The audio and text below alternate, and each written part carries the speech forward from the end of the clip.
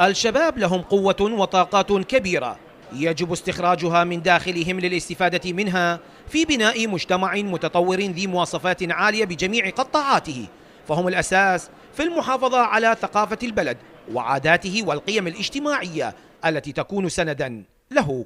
لدينا نشاطات كبيرة. الوزارة والعراق الآن فعال في مجلس وزراء الشباب العرب، وخاصة في الفعاليات الشبابية. فلدينا العديد من النشاطات سواء الأدبية والثقافية والفنية. هناك الكثير من النشاطات الثقافية، هناك المسرح الشارع، هناك المعارض الكثيرة، هناك المسابقات العلمية، يعني كثير من النشاطات يحتاج الإعلام أن يركز عليها صراحة. أؤكد على ضرورة إشراك الشباب في كل ما يتعلق ببناء الحياة المدنية و إشراكهم في صناعة القرار. الشباب دائما هم طاقة هذه البلد، ويعني أصحاب الابتكارات والابتكارات الجديدة والأفكار الجديدة. بغداد الجميلة فتحت ذراعيها للوفود العربية والأجنبية بمناسبة اليوم العالمي للشباب، والذي كان فرصة لتبادل الأفكار وفتح جسور التعاون فيما بينهم، وبما يخدم الأطر الحديثة التي من شأنها أن ترتقي بجميع مجالات الحياة.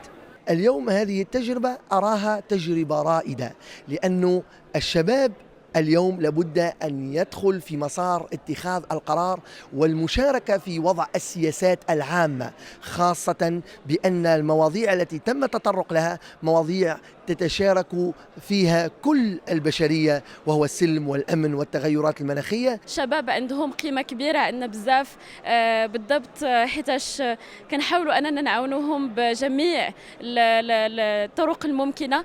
وكان آمن بأن هاد الأيام اللي دازوا هدرنا مع وزير الشباب والرياضة العراقي وشرح لنا كيفاش باغي أنه يخدم مع الشباب، وكنفهموا بأن كاين بزاف ديال المشاكل اللي ممكن أننا نواجهها وبزاف ديال العقبات والتحديات. وزارة الشباب والرياضة دائما ما ترمي شباك الاهتمام بهؤلاء الفئة باعتبارهم الركائز الأساسية في نجاح أي عمل في المجتمع، فبدونهم لا يمكن أن تتسارع الخطوات باتجاه تحقيق الأهداف الصحيحة. الشباب هم العمود الفقري للبلد، فهم يحملون مسؤولية كبيرة في تقديم كل ما هو جديد ومفيد لمواكبة التطور الحاصل لبناء مستقبل فيه كل عوامل النجاح. زيد غالب، العراقية الرياضية، بغداد.